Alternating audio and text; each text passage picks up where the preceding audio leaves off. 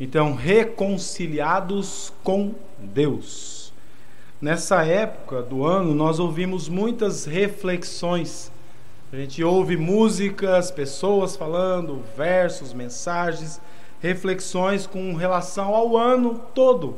E chega no finalzinho, na época do Natal, as pessoas começam a pensar no que foi feito até então. Mas a maioria das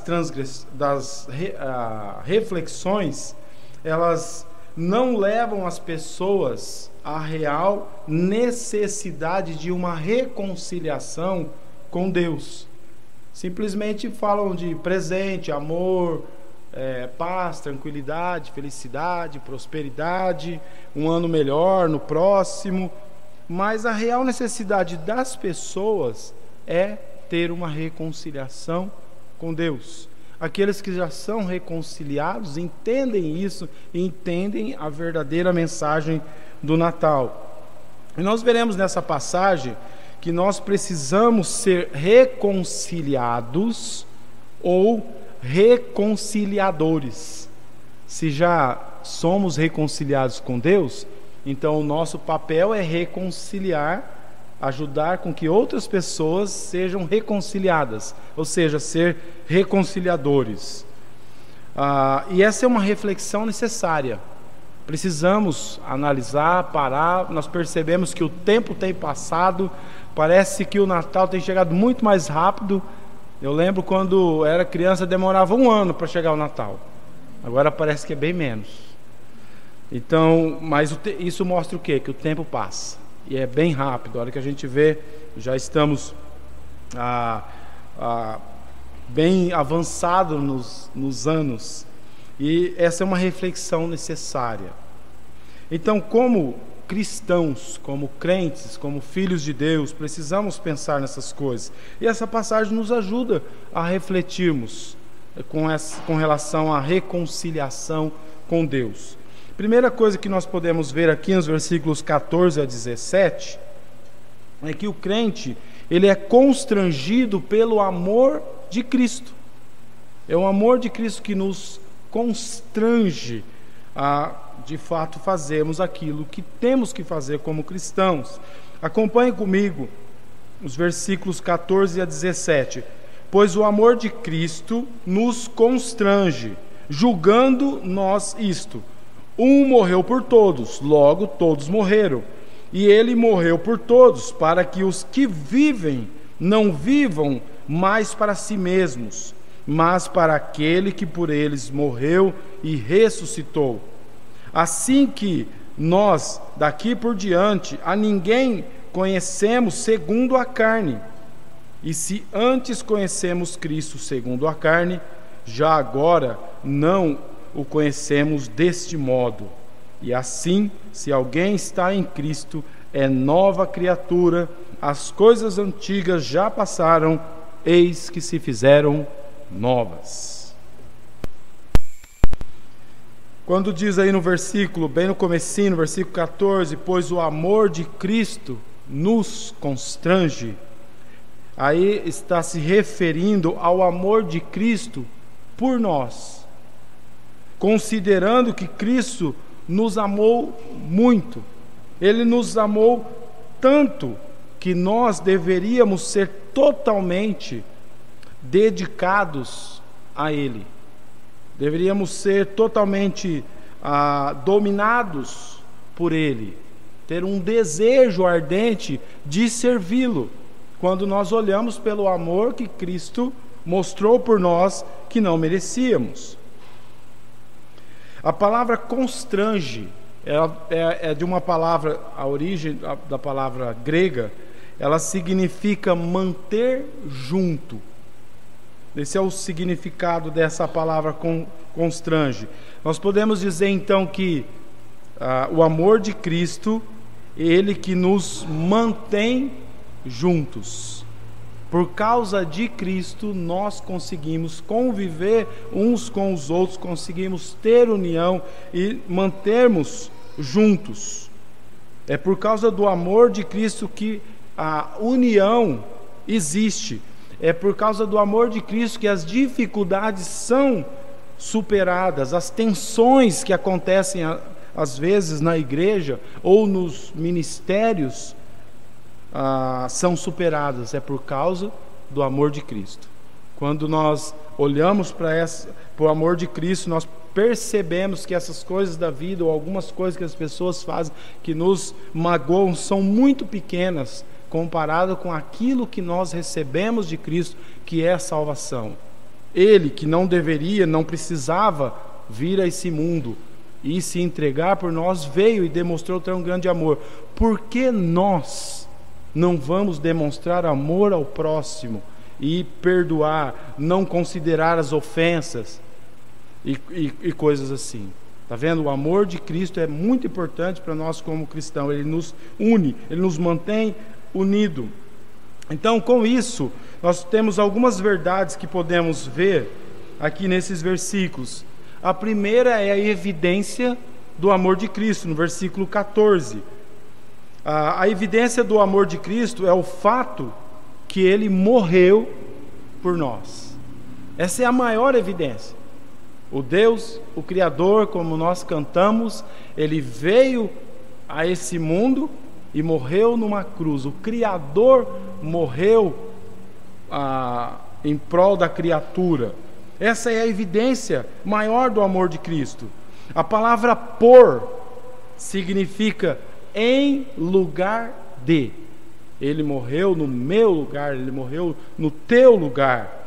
E fala de sua morte, então, vicária. Quando falamos da morte vicária de Jesus Cristo, nós estamos falando da morte substitutiva. Ou seja, Ele morreu no lugar de. Isso que é morte vicária. Ele nos substituiu. Considerando que Cristo morreu em nosso lugar, nós estamos então mortos. Romanos capítulo 6 fala bem a respeito disso, que agora nós morremos para esse mundo, morremos para o pecado. Ali tem até o simbolismo do batismo, simbolizando ali que morremos para o pecado, fomos sepultados e quando levantamos, estamos sendo ressurretos para uma nova vida, e essa nova vida é por causa de Cristo. Esta verdade é um dos princípios centrais da teologia das epístolas paulinas. Na verdade, é a própria base da salvação do homem. Cristo morreu na cruz em nosso lugar. Essa é a base da salvação. Se Cristo não tivesse vindo e morrido na cruz, derramado seu sangue por nós, não haveria salvação. Ele teria que fazer isso. Tinha que ser alguém perfeito, um ser humano sem pecado, tinha que ser 100% homem para morrer no lugar do homem. E ele precisava fazer isso, e o único que poderia fazer isso seria o homem, Deus. E ele fez essa morte substitutiva. Nós não temos que passar por aquela morte, porque Cristo morreu em nosso lugar. Essa é a primeira verdade. A segunda, no versículo 15, temos aí um encorajamento que vem desse amor de Cristo. Nós podemos ficar motivados, encorajados por causa desse amor. Sabendo que Ele morreu por nós, nós vivemos nele. Estamos mortos, mas vivos, porque Ele está vivo. Estamos mortos para o pecado, para o mundo, mas estamos vivos porque Cristo não ficou morto, Ele ressuscitou, Ele venceu a morte. Levando em conta que Ele morreu, então, em nosso lugar, salvando-nos do julgamento do inferno, que nós merecíamos, sem dúvida, dando-nos uma nova esperança do céu. Por essa razão, temos obrigações morais e espirituais de viver para Ele. Aqui é um encorajamento que vem do amor de Cristo. Quando olhamos para o amor de Cristo e tudo que Ele fez por nós, mesmo que não merecíamos, o que merecíamos era a condenação eterna, então nós percebemos que temos obrigações para com o nosso Salvador, obrigações morais e espirituais.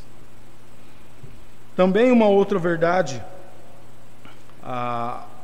desse amor de Cristo que nos constrange são os efeitos dele. Os efeitos do amor de Cristo, versículos 16 e 17. O fato de Cristo morrer por todos nós dá uma perspectiva do valor da humanidade. Não devemos considerar as coisas mais segundo a carne. Isso é, antes da conversão, muita coisa que nós fazíamos, agíamos e pensávamos era segundo a carne. Paulo, ele julgava as pessoas, e aqui ele está usando o exemplo dele, de acordo com as preferências, de acordo com os seus preconceitos, que de fato é comum a todos os homens. Nós, como seres humanos, temos os nossos preconceitos, temos as nossas preferências, e por causa dessas preferências nós julgamos as pessoas. E o julgamento segundo a carne certamente é um julgamento errado. Mas em Cristo não há judeu nem gentil, porque o judeu é o povo de Deus, escolhido por Deus, gentil é o resto do mundo. Mas em Cristo, tanto judeu quanto gentios vão para o mesmo lugar, vão habitar com Deus nos céus. Não há diferença, não há diferença de homem e mulher, não há diferença de escravo e livre. Em Cristo somos iguais. Cristo morreu por todos. Não foi de acordo com as habilidades da pessoa, por causa da bondade da pessoa. Ele morreu por todos. Todos estão no mesmo nível. Todos nós merecíamos a mesma punição, o inferno. A cruz, nós podemos dizer que é o grande igualizador da humanidade. Quando vamos para a cruz e reconhecemos o sacrifício de Cristo na cruz e cremos nele como Salvador, nós ficamos todos iguais. Em Cristo somos chamados de irmãos. Todos iguais, todos irmãos, uma mesma fé, unidos em Cristo. De fato, todos precisam de salvação e todos são salvos da mesma maneira. Não tem nenhuma pessoa que é salva que foi salvo de uma outra forma. Todos que foram salvos porque creram em Cristo, porque creram no sacrifício de Cristo na cruz. Entenderam que precisavam crer nele como Salvador pessoal. Não tem aquela pessoa que foi salva porque seguiu a igreja, aquele que foi salvo porque foi batizado, aquele que foi salvo porque era bom, era caridoso nesse mundo. Todos que são salvos da mesma forma, pela fé em Cristo. Tal visão espiritual certamente afeta o testemunho que damos de Cristo. Quando temos essa visão, dos efeitos do amor de Cristo, vai afetar o nosso testemunho para com as pessoas do mundo. Ou seja, somos todos iguais, não tem ninguém que é diferente, todos precisam da salvação, e a pessoa que não tem Cristo vai precisar para se igualizar. E aí nós vamos levar o Evangelho a essas pessoas. E não vamos fazer, como Paulo fala aqui, julgamentos de acordo com as preferências ou os nossos preconceitos. Paulo também disse que antes conhecia Cristo segundo a carne. Considerando que Paulo foi educado em Jerusalém, talvez ele tivesse encontrado a Cristo durante seu ministério público. Ou seja, Jesus estava ensinando, pregando, e Paulo, também daquela cidade, conheceu Cristo em carne e osso, segundo a carne. Ele viu Jesus Cristo fazendo as coisas. Isso é bem possível que aconteça, e pode ser que é nesse sentido que ele está falando, conheceu segundo a carne. Contudo, este não é o ponto que está sendo destacado aqui nesses versículos. Ele está dizendo que antes ele olhava para Jesus Cristo como um homem comum, como um camponês, ou até mesmo um mestre da Galileia, mas um homem comum. Ele viveu no mesmo período que Jesus Cristo viveu, ele via Jesus Cristo fazendo as coisas, mas era como qualquer outro. Isso era um conhecimento aí segundo a carne. Mas ele diz que depois de salvo, ele passou a conhecer Jesus Cristo de uma nova maneira, uma maneira elevada. Aí ele já não era mais um homem comum, um camponês comum, um mestre comum, e sim o Criador desse mundo e o Salvador das pessoas que nele creem. Então, ele teve essa possibilidade. Muitos hoje só têm a possibilidade de conhecê-lo através das histórias, através da palavra de Deus, mas muitos não creem nele como Salvador pessoal, não creem nele de uma maneira diferente, simplesmente como muitos creem simplesmente como um homem comum, um homem que existiu, faz parte da história, mas simplesmente comum. Isso é a realidade para muitas pessoas desse mundo. Jesus Cristo é comparado com qualquer outro tipo de mestre aí do mundo, e tem alguns que acham que os seus mestres, as suas religiões, eles foram até melhores do que Jesus Cristo. Mas após a conversão, essa realidade muda, e é isso que o apóstolo Paulo está falando aqui. Outro efeito do amor de Cristo é que ele ressuscitou da sepultura e deu nova vida ao crente. Um crente é uma nova criatura, que diz o versículo 17. A partir do momento que nós nos convertemos, as coisas antigas já passaram, ficam para trás. Nós vamos ter uma nova vida, vamos viver daqui para frente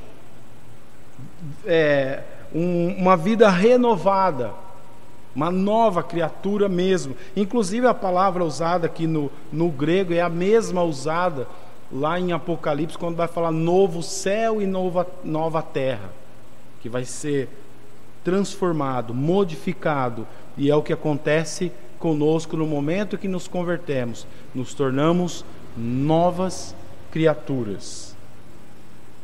A sua vida se caracteriza pelas coisas novas, novidade de vida. Passamos a enxergar esse mundo com uma outra cosmovisão. Já não levamos as nossas vidas pensando como as pessoas desse mundo pensam.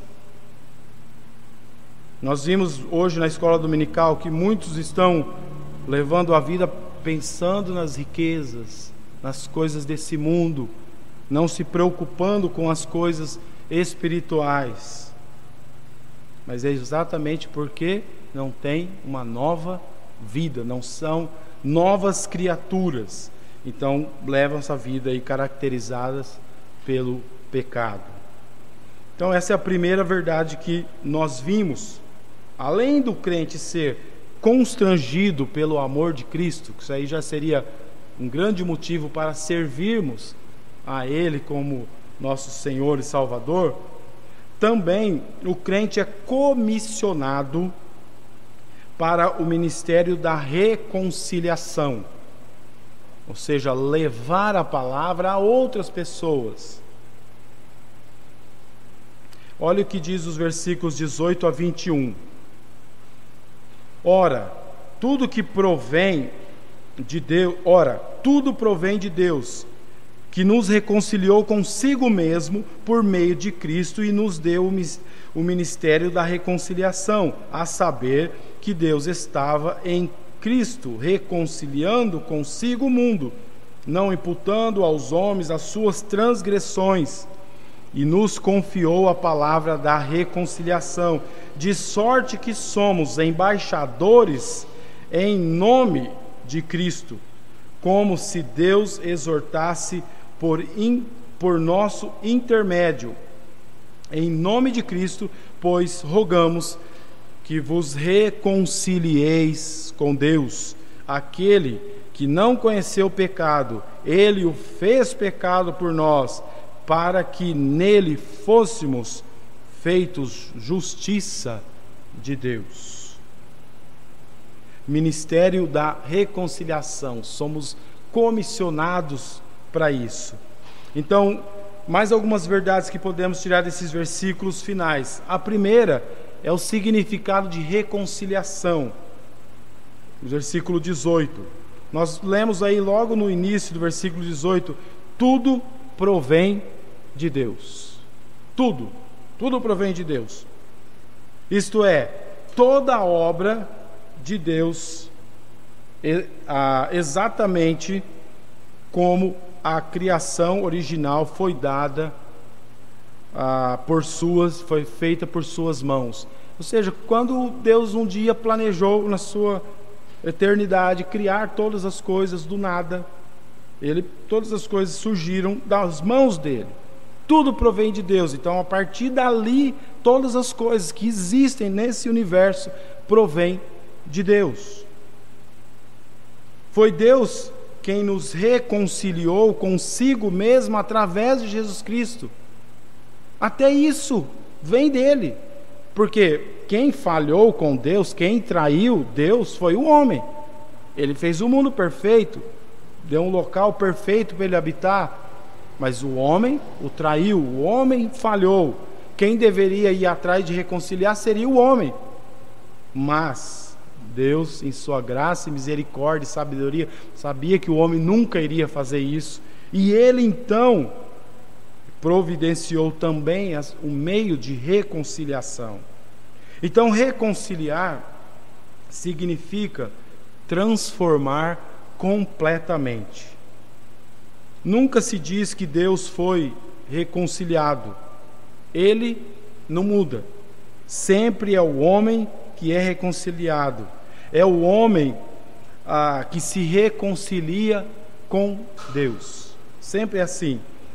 Schaeffer, o L.S. Schaeffer, ele escreveu o seguinte a respeito desse versículo: o mundo está tão alterado em sua posição no que se refere ao santo julgamento de Deus por meio da cruz de Cristo, que Deus agora não está mais imputando os pecados dos homens a eles. O mundo assim foi tornado salvável. Ou seja, o próprio homem falando que Deus não vai mais colocar na conta do homem os pecados que ele tem cometido. Então, dessa forma, o mundo todo vai ser salvo, porque não tem pecado, não foi colocado nada na conta. E é basicamente assim mesmo que as pessoas do mundo vivem.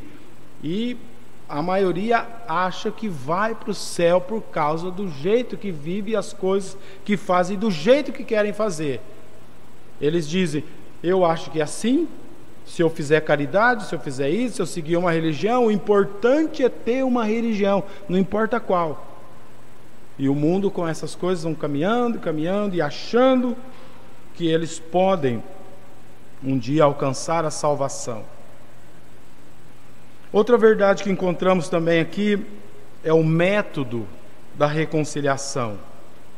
A reconciliação é uma obra de Deus com base na morte sacrificial de Cristo. Não seria possível ter reconciliação com Deus se o próprio Cristo não tivesse vindo a esse mundo se sacrificar por nós. A morte substitutiva que eu falei no começo. Olha o que diz Colossenses e também Romanos: e que, havendo feito a paz pelo sangue da sua cruz, por meio dele reconciliasse consigo mesmo todas as coisas, quer sobre a terra, quer nos céus. Porque se nós, quando inimigos, fomos reconciliados com Deus mediante a morte do seu Filho. Em Romanos capítulo 5, versículo 1, fala que nós éramos inimigos de Deus antes da conversão. Passamos a ter paz com Deus no momento que nos convertemos. E o versículo 10 fala que nós precisamos de crer em Cristo para nos reconciliarmos com Deus. Esse é o método da reconciliação. Cristo. Crer em Cristo. Não tem outro jeito de se reconciliar com Deus. Quem não crer em Cristo como Salvador, não tem reconciliação com Deus, não vai para o céu. Terceira verdade com relação à reconciliação são os mensageiros. Versículos 19 e 20. A palavra da reconciliação foi dada a Paulo. E fala que ele foi feito um embaixador de Cristo. De uma certa forma, cada crente é o embaixador de Cristo. Hoje nós somos os embaixadores de Cristo nesse mundo. A igreja primitiva reconhecia essa verdade. Mesmo que eles fossem perseguidos, hoje a igreja ainda é perseguida.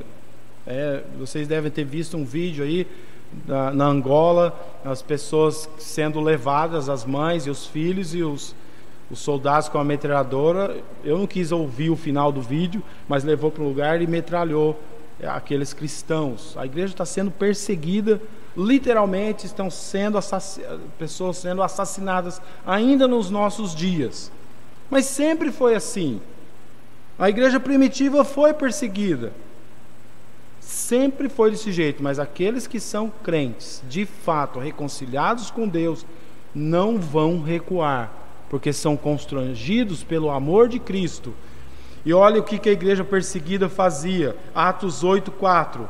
Iam por toda a parte pregando a palavra. Pregar a palavra queria dizer que eles poderiam morrer, mas mesmo assim eles não pararam. E a igreja nunca parou. E é por isso que hoje vocês têm ouvido o evangelho aqui, porque teve pessoas do passado que não pararam. E o evangelho chegou nessa cidade. Este ministério não se limita de ser embaixadores de Cristo não se limitava somente aos apóstolos, e hoje ele não se limita apenas aos missionários, aos pastores, aos evangelistas, aos educadores cristãos. Nos círculos governamentais, um embaixador é alguém que representa o governo num país estrangeiro. Ele procura manter um relacionamento adequado entre os dois países, reconciliando o quê? As diferenças. O embaixador é isso, é aquele que fica reconciliando as diferenças entre os países. Ele fala em nome e em lugar do país que representa, mas ele tem limitações. O embaixador não pode tomar as decisões, ele não pode agir por conta própria. Qualquer acordo que ele faça tem que ser aprovado pelo seu governo antes de ser válido. Então ele vai ser aquele que vai procurar resolver as diferenças, mas ele tem as limitações. E nós, como embaixadores de Cristo, nós temos uma palavra de reconciliação. Estamos em lugar de Cristo quando falamos aos homens, mas nós somos também limitados. Nós somos limitados pela palavra de Deus. Nós não podemos falar o que nós queremos para reconciliar as pessoas com Deus. A reconciliação deve ser com base nas instruções da palavra dele. Porque hoje tem um evangelho, eu costumo chamar o evangelho do Jesus te ama. Inclusive ontem nós estávamos passando na praça, recebemos um folheto, o rapaz dele falou, é um folhetinho, é uma mensagem, Jesus te ama. Para ele isso daí já passou a mensagem. Esse é o evangelho, Jesus te ama. Ele não está respeitando as limitações da palavra de Deus. Nós não podemos falar nem mais e nem menos, temos que falar aquilo que é necessário para o pecador ouvir para se reconciliar com Deus. E essas pessoas estão facilitando. é simplesmente vem na igreja, você precisa crer em receber Jesus como seu Salvador, e Ele vai te amar e os seus problemas vão ser resolvidos. Mas não fala dos pecados, não fala do problema que vai acontecer se não crer, que vai para o inferno, porque esse tipo de pregação não agrada aos ouvidos das pessoas. Então não estão agindo como embaixadores de Cristo corretos, que seguem as instruções da palavra. Nós não podemos estabelecer nossos próprios termos para reconciliar as pessoas com Deus. Existem igrejas cheias e lotadas? Existem, mas nem todas têm pessoas que de fato são reconciliadas, porque facilitaram essa reconciliação não obedecendo a palavra de Deus. Essa é a verdade dos mensageiros. Somos embaixadores de Cristo. Mas também tem a mensagem da reconciliação, que é uma outra verdade que vemos aí nos versículos 20 e 21. A mensagem da reconciliação é: rogamos que vos reconcilieis com Deus.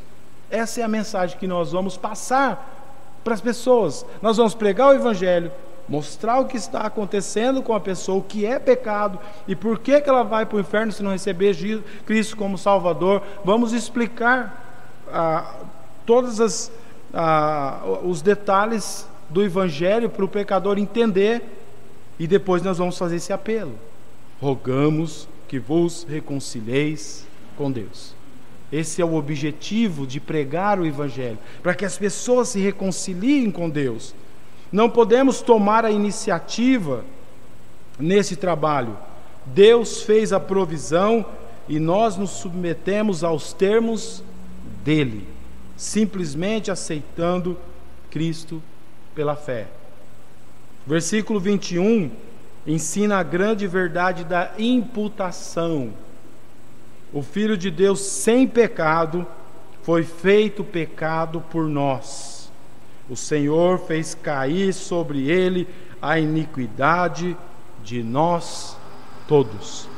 O Criador, o Deus Todo-Poderoso, perfeito, sem nenhum pecado, se tornou pecado quando ele morreu naquela cruz para podermos ser salvos. Os nossos pecados foram imputados a ele, ou seja, os nossos pecados foram colocados na conta dele, e a sua justiça foi imputada a nós. A justiça, a perfeição da justiça dele, e ele tem todo o direito de estar nos céus por causa disso. Ele imputou essa justiça para nós, para também podermos ir para o céu. Então os nossos pecados foram imputados na conta dele, e a justiça dele na nossa conta. Nós fomos feitos justiça de Deus. Essa é a doutrina da imputação. Ele creditou justiça na nossa conta quando nós não podíamos nunca fazer. Então essa é a mensagem da reconciliação. Então nós podemos concluir com uma breve reflexão. No início eu comecei falando que estamos numa época de reflexões. Chega no final do ano, é assim. Todo ano nós refletimos, pensamos nas coisas que nós fizemos e planejamos fazer para o próximo ano. Muitas vezes nós falamos: o ano que vem, isso que eu não consegui fazer esse ano, no ano que vem vai ser diferente. Novas perspectivas. As coisas que passaram não tem mesmo como voltar. Então, como diz uma música bem popular, já é Natal. O que você fez? Se você analisar bem, desde o dia 1º de janeiro, com as novas perspectivas para 2018, o que você fez? O que você fez que de fato mostra que você é aquele que reconhece o amor de Cristo e reconhece que tem obrigações morais e espirituais como um filho de Deus? O que você fez? Pense em suas atitudes para com o seu próximo. Quais foram as atitudes? Você costuma julgar segundo a carne, segundo as suas preferências, segundo os seus preconceitos, segundo a sua maneira de pensar, você julga o próximo? Existem pessoas que você acha que não são suficientemente boas para serem salvas? Será que você tem esse pensamento? Será que você pensa que aquelas pessoas terroristas e que matam pessoas e que pegam os cristãos e vão lá para executar essas pessoas não são boas o suficiente para serem salvas? Você vive como o embaixador de Cristo nesse mundo? Você procura levar a mensagem dele de forma fiel a todos aqueles que precisam dela? Você tenta, ao menos, compartilhar de Cristo com as pessoas? Eu quero, nesse momento, então, te encorajar, com base no amor de Cristo demonstrado a ti. Se esse ano, você que já é reconciliado com Deus, não se esforçou como embaixador de Cristo, não se esforçou para levar pessoas a Cristo, não tem mais como voltar.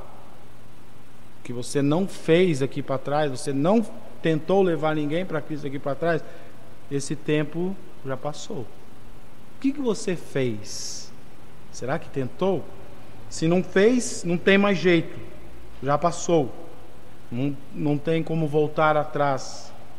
Mas sempre tem um mas. Da agora para frente pode ser diferente. Você pode mudar de atitude a partir de agora. O importante é da agora para frente. É como na conversão, as coisas antigas já passaram, eis que se fizeram novas. Agora olhamos para o nosso Salvador, o autor e consumador da nossa fé, e continuamos a caminhada. Daqui para frente pode ser diferente, não precisa ser como foi daqui para trás. Você pode começar a apresentar o Evangelho aos perdidos com um espírito de oração. Você nunca vai conseguir apresentar o Evangelho para ninguém se primeiro você não dobrar os joelhos e ter um espírito de oração e orar para a salvação das pessoas, e orar para que você tenha oportunidade de falar, e orar para que você tenha coragem de falar. Se você não tiver essa comunhão com Deus e pedir essas coisas, você não vai conseguir com as suas próprias forças. Tem que começar de agora para frente a fazer isso. Você fala, mas eu não consigo, eu nunca fiz. Você pelo menos tem orado a Deus, pedido para Ele te ajudar, pelo menos uma pessoa no ano, você falar de Jesus Cristo, essa pessoa se converter? Será que é muito ganhar uma pessoa no ano? Imagina se todos aqui ganhassem uma pessoa no ano. O ano que vem nós teríamos o dobro. Não é algo difícil. Algumas pessoas acabam fazendo mais, falando com mais pessoas, tem mais possibilidades, mas todos poderiam pelo menos uma. Aí fala, mas eu não sei, mas como você se converteu? Você não recebeu Cristo como Salvador? Isso já é um testemunho que você pode passar para as pessoas e levar adiante. Então, levar o Evangelho aos perdidos com espírito de oração. E finalmente, as pessoas desse mundo precisam ouvir a verdadeira mensagem de Natal. Não essas mensagens vazias que nós temos visto o mundo pregando e ensinando, falando em presentes, em dinheiro, em prosperidade. Nós temos que pregar a verdadeira mensagem do Natal, a mensagem que os conduzirá a serem reconciliados com Deus. É isso que as pessoas precisam, de reconciliação com Deus. Elas precisam ser reconciliadas e nós precisamos agir como reconciliadores. ou seja, embaixadores de Cristo nesse mundo.